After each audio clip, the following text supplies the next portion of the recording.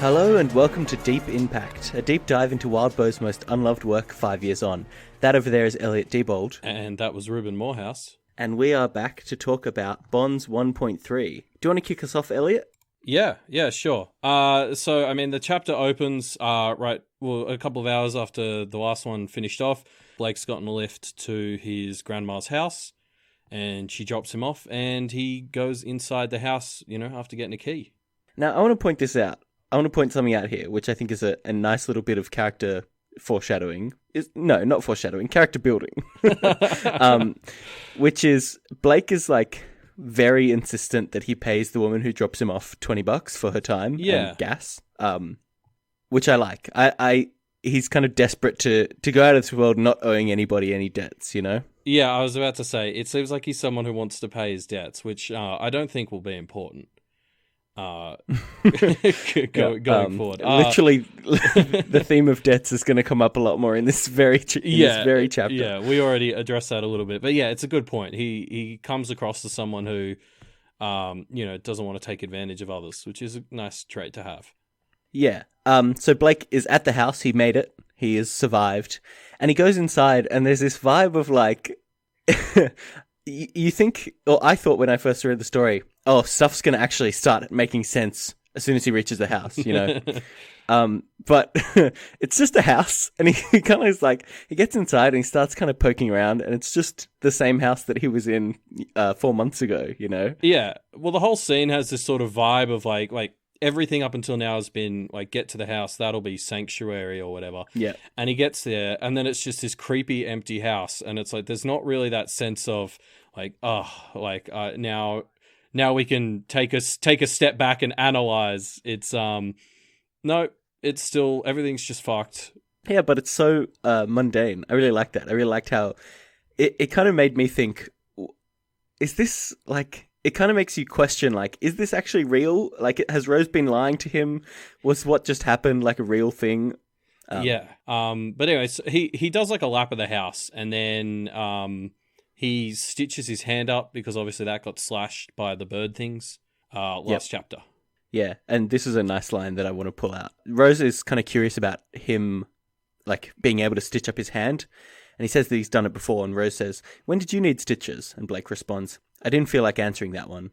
They weren't for me, it was for a friend. This will be the first time stitching myself up." Again, just hinting at Blake not having a great past while he was away from his family for a few years.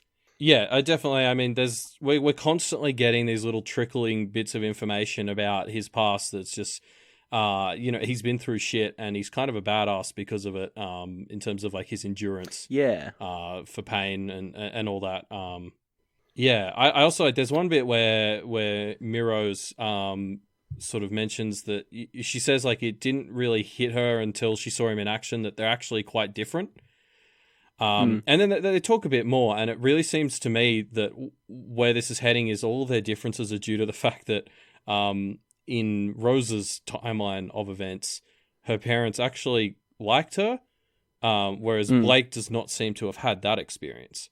Yeah, I think another characteristic of it is Rose kind of plays into her parents and the family dynamic, whereas Blake very strongly rejected it. And so it was a friendly and allied relationship for Miro's, but a antagonistic one for Blake. See, I'm already getting the impression that even that difference is probably due to, Blake sort of said in the first chapter, his parents always wanted a daughter.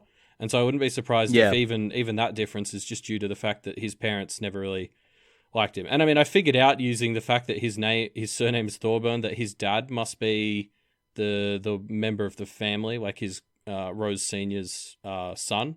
Mm-hmm. And so I'm pretty convinced at this point, because he wanted a daughter and everything, he's probably in on some of this magic stuff. And we have our first little speculation here from you, Elliot. I guess. So I have a feeling that's going to come into it, because that sort of would explain why Blake and Rose had such different relationships. And I like the concept that these big differences in their character are much more due to how they were raised than just the gender. It's because of the gender difference, but not directly. It's because of how other people treated them differently because of their gender, not actually the same person as a different gender had differences.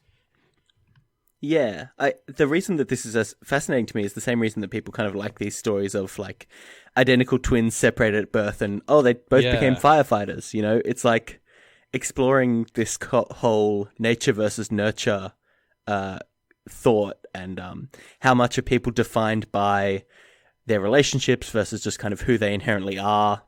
Yeah, I think it's a fascinating dynamic between Blake and Rose because a lot of times Blake will think, and presumably Rose thinks the same thing. Yeah. Oh, this person is so like me, or oh, this person is so unlike me. Yeah, there's all these, both of which are fascinating. Yeah, there's all these different ones. Like there, there's a couple of instances where Miro starts to defend their dad, and every single time Blake just sort of goes, "Yep, okay," and like changes the topic completely. Like he's just like, "No, I don't want to deal with even thinking about the fact that my dad isn't a dick." That my dad could have potentially liked me. Yeah. Shit, that's fucked up.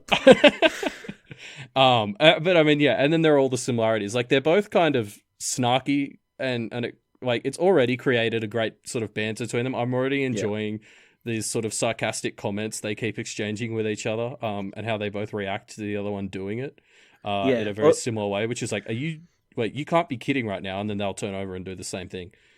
I think something, I like their snarky dynamic too, but I think something that's going to become more and more apparent is Rose is in such a shitty situation, you know, like she's trapped in a mirror dimension. She's found out that her whole world is basically a lie as far as she can tell. And because of that, kind of Blake has a lot of the inherent power in their relationship just because he is real, you know? Well, yeah, and he's kind of free. Which leads to this very interesting dynamic between them because, like, she kind of has to go along with whatever he says, and he tries to take her opinions on board, but there are a few times, even in this chapter, where she'll be like, "Oh, what about this thing?" And he'll be like, and then just ignore her. I mean, I was probably going to talk about this at the end, but I'm just going to do it here because we're sort of on this topic. Like this whole thing about whether or not we can trust her, because, you know, like Blake is constantly double checking whether or not he should trust her. And like, I want to trust her. Like, it just seems like I don't want this to be one of those stories where the closest ally for the whole time was actually working against them. But there are all these little bits. Like every time he seems to think about not doing what Rose Senior would have wanted, she manages to steer him back into that path. Like there's a bit where he notices that the contract has a way out, and she makes a pretty good argument as to why that's probably bullshit. But I couldn't help but notice that she's always doing that, and like she's the one who's like, "You should go to the house," and he just does it. So there's like this little seed of doubt, which I think is intentional. But I want to trust her. I think what would be more interesting is if she is genuine, and then later on in the story, there's a point where maybe one of them gets the opportunity to switch so that Blake's the one in the mirrors. And then there's like the moral dilemma there. I reckon that'd be really interesting, but we'll see. Are you putting this down as a prediction or? Okay. All right. So we got 2 predictions now on the clock. Ooh, we're really pumping them out. So we've been talking about their dynamic, which is good because the first half of the chapter is them kind of catching their breath to an extent. Before Blake notices that he kind of searches the house more and notices that there is a room where one side of the room is longer than the other, and it doesn't quite make sense. It's this like spatial distortion thing. And searching through this room, he finds a hidden behind a book, kind of cliched, a little keyhole to open up a room to a hidden library, which has all these kind of... I think you've just totally skipped over how much of like a weird mindfuck this spatial distortion is. Like he walks down the corridor on the left-hand side and it's like 21 steps. And then he just takes a step across to the other side of the corridor and walks down and it's like 30. And then he looks down it and it looks normal. And like that, like that's like, some TARDIS, like Doctor Who weird bullshit going on. That's just the line that I like is every bookshelf has an opposite bookshelf that matches it. Like, wait, hold on. It doesn't make sense. Hold on.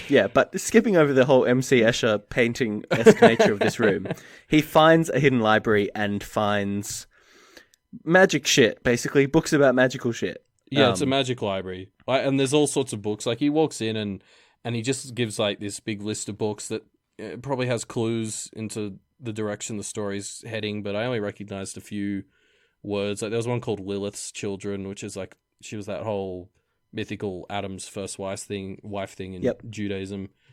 There was also one that was called Pitiable, Transcriptions from Informal Dialogues with a Vampire, which I've chosen to decide is Wildbow's scathing review of Tom Cruise and Brad Pitt's movie Interview with a Vampire. Yeah, I just kind of skipped over that, being like, yep, that sounds like a normal book when I first read it. But you called this out, and I'm like, oh yeah, he's obviously just calling out this movie. I wonder what's inside that book. Is Interview with the Vampire the movie adaptation of this Parahumans World book? So we find, basically this is where we start getting exposition, right? We learn about what's going on. We learn a bit about kind of some of the rules of this world, or they're at least hinted at. And we learn what Rose's motivation for the whole bequeathing is. And it's basically sort of what you'd expect, which is... it's magic shit, basically. Basically the family has over time racked up a lot of karmic debt, and so they need to keep stuff in the family. They need to keep this house in the family because otherwise the debt will kind of have all at once bad consequences for the family line, right? And like, God only knows what that sort of means. Because there's all this stuff. I think part of the letter mentions that, you know, once you've been magically activated or whatever that means, you have to speak the truth, which is already a callback to that bit where, like, the only time Blake really offended Rose Senior as she was dying was when he called her a liar. So we're already sort of, you know, seeing stuff like that being delivered on. Yeah, paying off. And with this magical library, Rose has left a note to Blake, which outlines a set of steps for him to do, which kind of, I mean, you can read it as a foreshadowing for the structure of the arcs, I guess, if you want. I was thinking, is this the 4 quarters of the start of the book then? But one of them is, so this note is set out to Molly, or more to Molly et al., which I thought was funny. It's not just to Molly. It doesn't really convey confidence in Molly, does it? No. But one of the demands is that she needs to marry a guy. She needs to get married. And Blake's response to reading this huge list of things on him, most of which are like, you know, find a familiar, find yourself your magic wand. Activate your magic powers. And he's just like, but I'm not gay. I can't marry a guy. I'm not gay. And Rose is like, well, but gay marriage is legal. And Blake's like, but it's this interesting. I mean, it's a weird takeaway from like such a huge information dump of like, magic is real. You're gonna have all these magic powers, and he focuses on this like oddly pragmatic part of all of that information. I really like this because I don't think it reads as homophobic for Blake's character. I think it reads as he's just very practical. He's like, yep, can do that, can do that, can do that. Well, hold on, this doesn't make sense, you know? Yeah. It just is like, it strikes him as not practical, and he, therefore, of course, he would question it over all the other nonsense things. The whole thing's murky because there's this whole thing where apparently him and Miro's are some loophole that Granny Rose has activated, and so like, you know, is it Blake who has to marry a guy, or is it like Miro's who has to do it? Like, yep. I mean, the whole thing doesn't really make any sense. It's such a weird detail to get caught up on. So I think let's call out some of the important things that he has to go over here. He has to activate his magic powers by doing a ritual. He has to get himself a familiar. He has to get him, hold on. Like, I'm really keen for the familiars, but I love just this bit where she's like, "You can do whatever you want with the familiar, just don't make it a rat or a dog." Yep. Which is I can't wait to know why that had to be specified. I'm so excited to find out. It gives me this great vibe of Rose Senior being just so like better than people. You know, she's like, like, you know, I obviously know some more about that line, but it doesn't come off to me as her saying, oh, a rat or a dog, it will be to a disadvantage or anything. It just kind of comes off as her being like, well, that's people lame. Who have rats or dogs are like shitty, you know, like don't do that. See, I guess. I'll be interested to see where it goes, but like my first thought because I guess I would have thought she would have mentioned cats, because like having a black cat as a Cliched, familiar am I right? would be the tacky cliched thing to do. Well, I would have thought. But remember, she had a cat. I mean, she had a black that's a cat good who point. died at the same time as her, which presumably we can assume now is her familiar, right? Yeah, I had actually already been assuming that before I realized familiars were going to be in it. Maybe that's why she's just a cat person, and so she doesn't like rats and dogs. Yeah. Yes, that makes sense. So a familiar, also a domain, which is how that word is pronounced. It doesn't. Yeah. Anyway, let's move on. No, I learned that. I learned that from Worm. That's a word Wobber used in Worm. It's his favorite niche word, I guess. It comes back, which is a place of power, as well as an implement, a magic wand, basically, not a magic wand, but it doesn't have to be a wand, but it sounds like some sort of conduit to move your power through. So basically, a wand. But it could be an umbrella or analogous to a magic wand, or anything else from Harry Potter. And I'm excited to talk in more detail about those things, familiars, domains, and implements, because they are, Wildbow's strength as a writer is the world building that he does, and these things are all very interesting to talk about in their own right, but I know that we will get to talk more about them soon. So I'm going to have a feeling, let's not dive into it right now. I have a feeling they'll get at least an arc each to be discussed, but yeah, I'm sure we'll have time. Yeah. One other thing I want to point out here, when they're talking about the connections that they have, Rose and Blake kind of realize that the lawyers that have been managing her estate and all these things, it kind of clicks to them, oh, these people clearly are more in the know than we initially assumed. Yeah, but that's not really a helpful realization. Yeah, because Rose says, they're not friends, Blake. Resources maybe, but not friends. We should think long and hard about when and why we contact them. And I really like this because it's... they've come into this world that seems very self-serving. There's no pro bono. It's all quid pro quo, Yeah. Any favor you want to ask, be ready to owe a favor in return.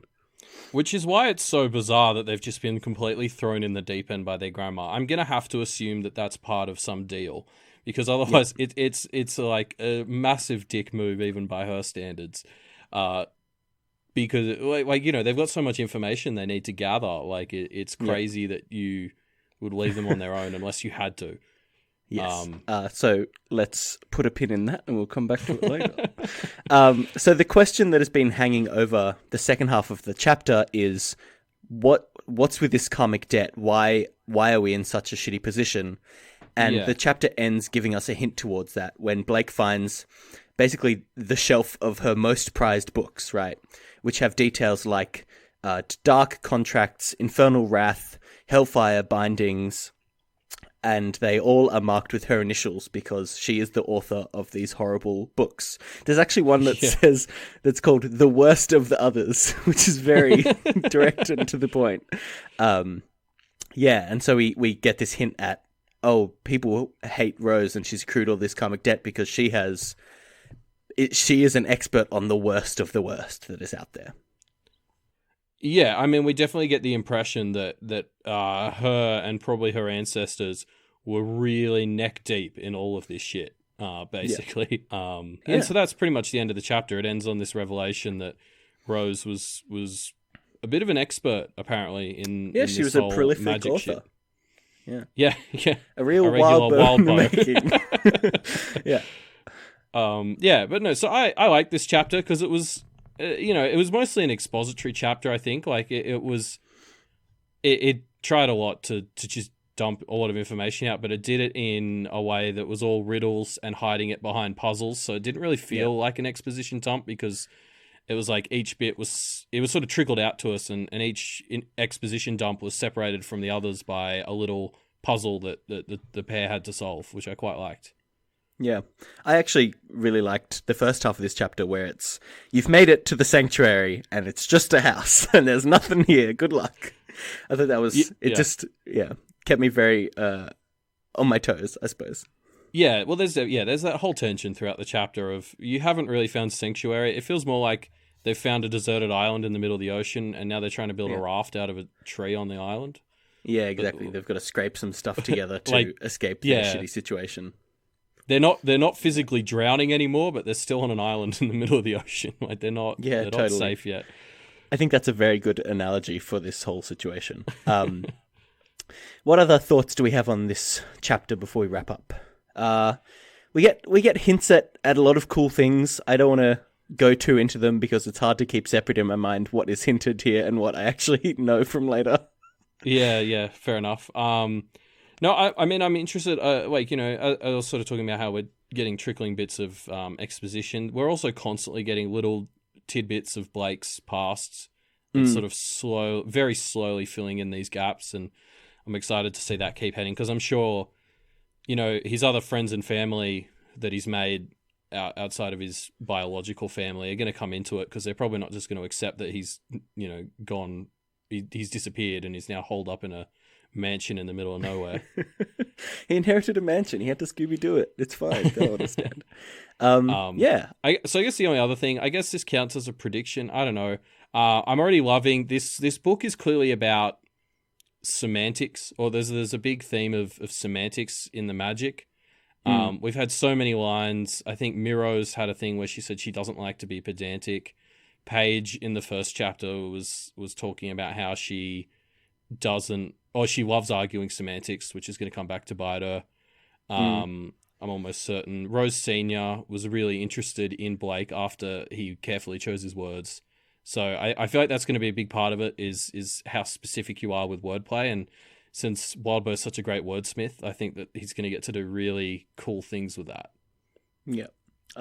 Well, no comment. We will see how that pans out, I suppose. Yeah. I guess that's it for us for this week. Man, we can't keep saying week anymore because soon it's going to be every 3 days. Yeah, that's it for this chapter. Yeah.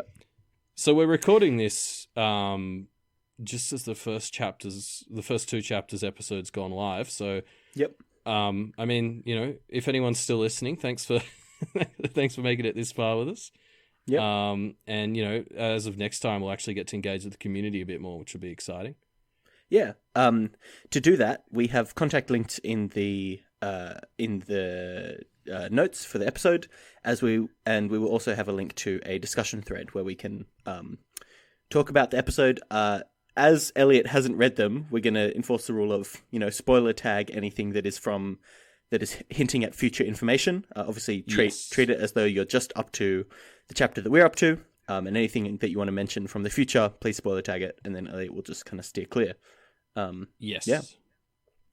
Other things you can do to interact with the show are all listed on our website, which is mediamdpodcast.com. You can check out our main show over there, as well as our Twitter and Facebook, our socials.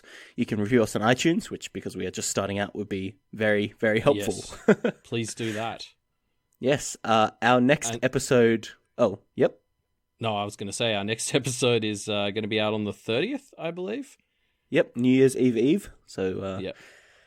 We will see you then, I suppose. See ya. Yeah, see you all in a week.